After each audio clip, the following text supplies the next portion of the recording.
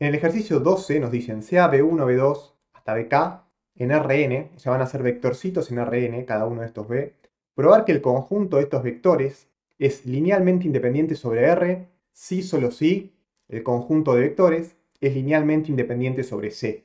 ¿Qué quiere decir esto? O sea, qué nos está diciendo sobre R, sobre C? Los vectores en sí, o sea, los numeritos que van a estar adentro del vector, 1, 2, 3, bueno, vamos a hacer hasta...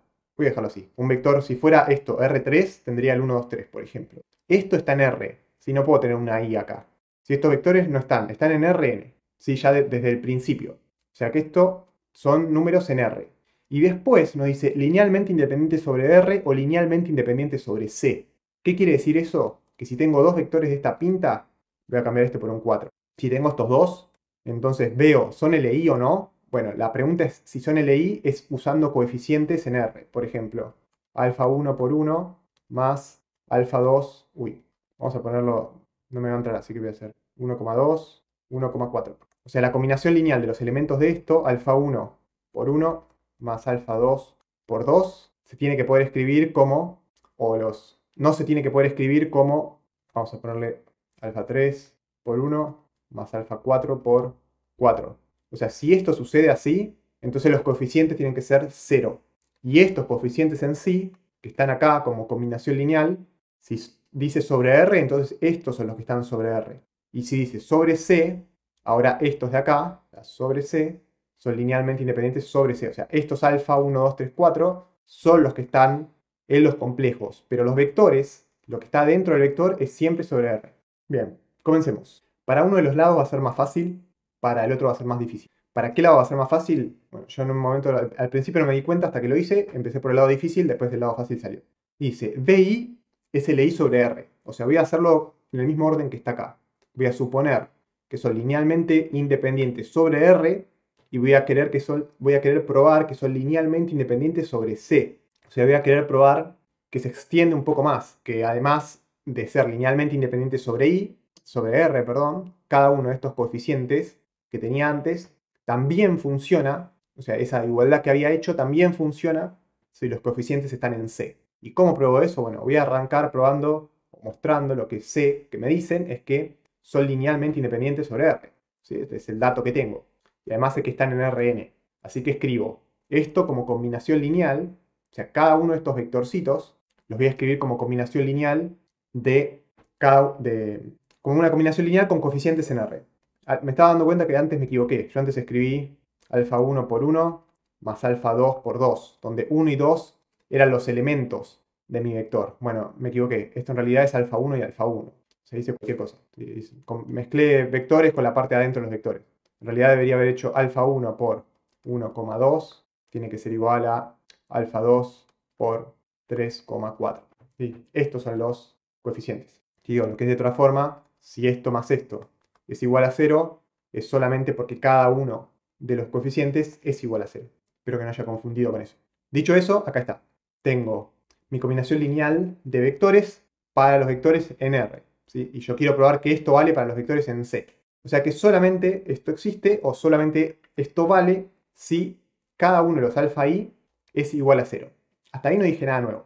Entonces, ¿cómo voy a probar que también vale para C? Bueno, voy a suponer que si lo hago para C, si de repente esta combinación lineal de estos B1, beta 1, beta 2, beta K, ahora estos beta están en C, voy a suponer que existe una combinación que no son iguales a ceros y que esto funciona. Si voy a intentar como romperlo. Y supongo que no existe una única forma de escribir esto, que es con todos los coeficientes cero, sino que existe otra, donde alguno de los coeficientes al menos, pueden ser muchos, pueden ser todos, pero al menos uno es distinto de cero. Y digo, bueno, si BI, acá elijo B1, porque tengo que elegir alguno. Podría elegir cualquiera, el que ustedes quieran. Acá se puede poner sin pérdida de generalidad. Sin pérdida de generalidad significa que estoy eligiendo un B1, pero podría haber elegido cualquiera de todos los otros beta. ¿Sí? Estoy eligiendo un beta 1, podría haber elegido el 1, el 2, el 3, el K, y es lo mismo. Así que sin pérdida de generalidad, elijo uno porque tengo que elegir alguno, pero vale para todos los otros. Y digo, bueno, escribo esto que está acá, pero voy a dividir todo por beta.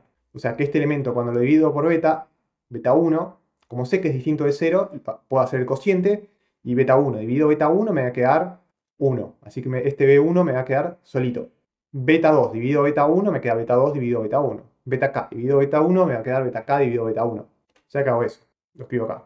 Y después, todo esto que está acá lo paso restando, o lo resto de los dos lados, y me queda B1 va a ser igual a la combinación lineal de todos estos elementos de acá.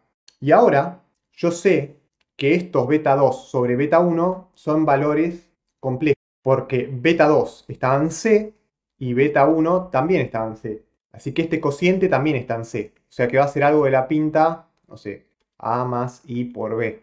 Es un número complejo de esta pinta. Pero yo lo que puedo hacer ahora es agarrar y quedarme solamente con las partes reales de esto que tengo acá. No puedo separar este número en dos partes. Lo puedo separar como así. Lo separé. Literalmente agarré uno y lo puse más lejos del otro. Sí, así. A más y lo dejé lejos y lo puse ahí. O sea que si yo tengo un número complejo, lo voy a dejar juntito como está acá. O sea, digamos que esto es este beta 2 sobre beta 1, que es este de acá. Es un número complejo, cualquiera. Lo multiplico por B2, tengo esto que está acá, ¿no? Tengo un número complejo multiplicado por B2. Y yo ahora, como esto es una suma, o sea, es un número complejo, pero nada me dice que lo tengo que tener así, siempre escrito de esta manera. No es un solo símbolo, son varios símbolos ahí adentro. Bueno, puedo hacer una distributiva. Y esta distributiva que puedo hacer es decir, bueno, la parte imaginaria, ¡pac!, la mando para allá. Y la parte real, la mando para allá. ¿Sí? Es una distributiva de dos partes. ¿Sí? Y ahora voy a hacer esto para cada uno de estos vectores. Para B2, B3, B4. Para cada uno de estos tengo esto acá. O sea que acá voy a tener una suma larga, es una resta, pero es lo mismo, ¿no? Es como que me cambia el signo, ¿no? Voy a tener una suma, una resta larga de elementos que van a ser estos más estos. Uno al ladito del otro, no importa. Los escribo así nada más para que se entienda que son parte real y parte imaginaria.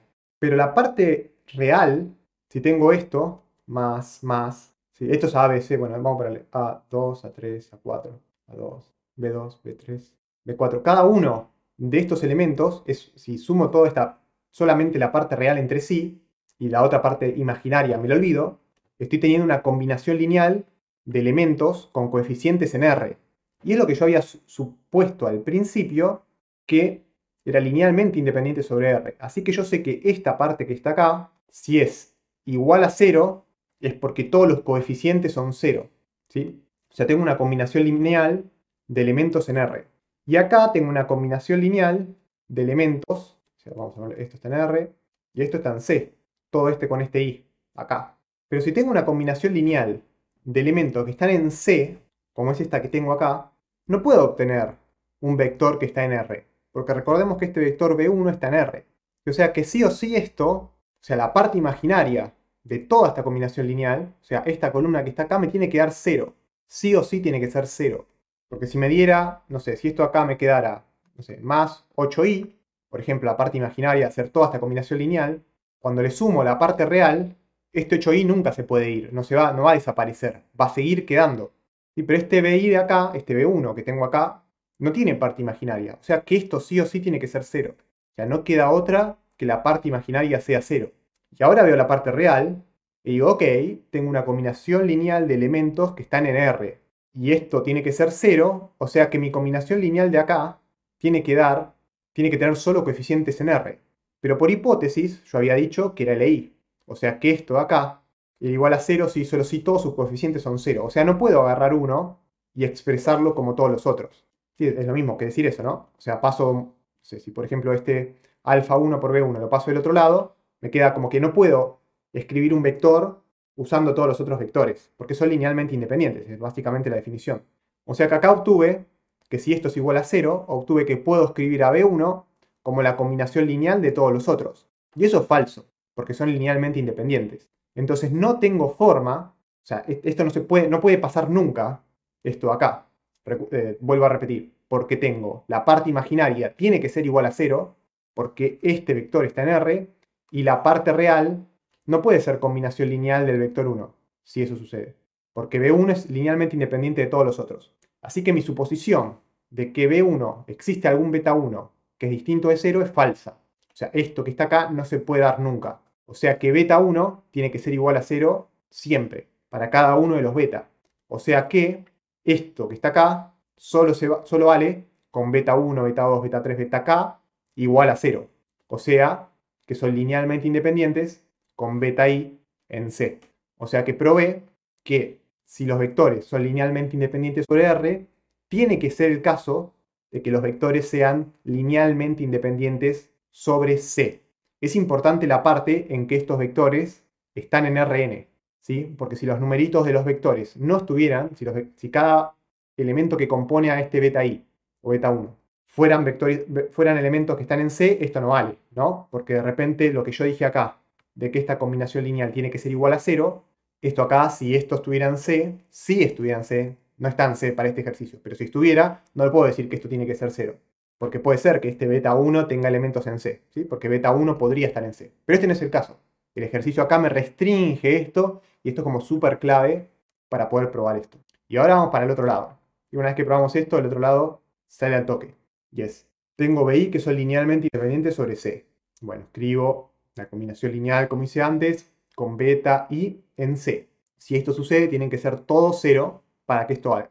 Y como C es un conjunto que contiene a los reales, si ahora digo que los beta 1, beta 2, beta k son elementos en R en vez de en C, los estoy restringiendo aún más. No estoy agregando elementos. Antes agregaba posibles elementos. No sé, de repente, si antes tenía numeritos en R acá, cuando lo paso a C, puedo tener numeritos en C, que son, no sé, 4 más i. Ahora ya tengo todos los elementos posibles en C como coeficientes. Tengo un conjunto que es C.